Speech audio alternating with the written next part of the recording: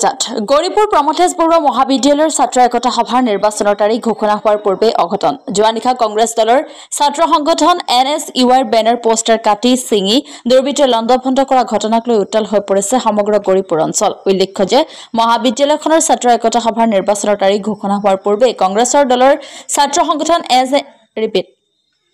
উল্লেখ্য যে মহাবিদ্যালয়খনৰ ছাত্ৰ একতা সভাৰ নিৰ্বাচনৰ তাৰিখ ঘোষণা হোৱাৰ পূৰ্বে কংগ্ৰেছৰ দলৰ ছাত্ৰ সংগঠন NSUৰ প্ৰতিটো বিভাগৰ প্ৰাৰ্থী বাছনি কৰি বেনাৰ পোষ্টাৰ ছপোৱাৰ লগতে নিৰ্বাচনী কাৰ্যালয় স্থাপন কৰিছিল। কিন্তু নিশা কোনো দুষ্কৃতিকাৰীয়ে ছাত্ৰ সংগঠনটোৰ বেনাৰ পোষ্টাৰ কাটি ছিঙিৰ লগতে নিৰ্বাচনী কাৰ্যালয়ৰ ব্যাপক ক্ষতিসাধন কৰে। আজি পুৱা খবৰ লাভ কৰি কংগ্ৰেছ দলৰ ছাত্ৰ সংগঠন NSUৰ নেতা কৰ্মী হতবাক হৈ পৰে আৰু ছাত্ৰ সংগঠনে গৌৰীপুৰ আৰক্ষীক অৱগত কৰি দোষীক শাস্তি বিহিবলৈ দাবী জনায়।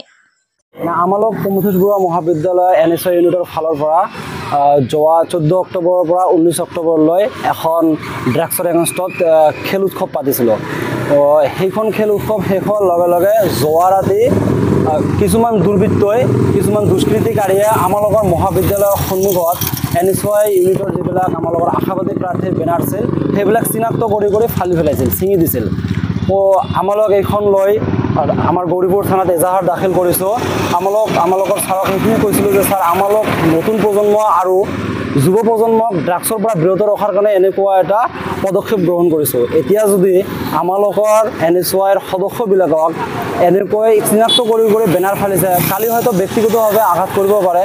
গতিকে আমালোক আশা কৰি থাকিম আমালোকৰ প্ৰশাসনৰ ওপৰত যাতে ইয়াৰ উচিত তদন্ত কৰে আৰু যুৱ প্ৰজন্মক যাতে ড্ৰাগছৰ পৰা বিৰত ৰখাত আমালোকক সহায় কৰে।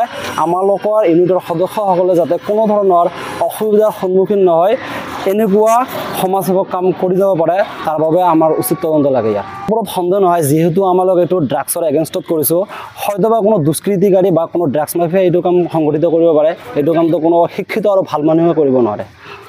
আজি জানি দিলোঁ ছাৰে সহায় কৰিব বুলি কৈছে আৰু আমালোকৰ প্ৰগ্ৰামত ছাৰ উপস্থিত আছিল। বহুত ভাল কৈছিল ছাৰ যে এনেকুৱা পদক্ষেপ ল'ব লাগে। যুৱ প্ৰজন্ম ড্ৰাগছৰ প্ৰতি গৈ আছে, মাদক সেৱন দিনে দিনে বাঢ়ি আছে। এইটো যুৱ সমাজক ড্ৰাগছৰ পৰা আঁতৰত আনিব লাগে কাৰণে আমালোকে এনেকুৱা পদক্ষেপ গ্ৰহণ কৰিছে।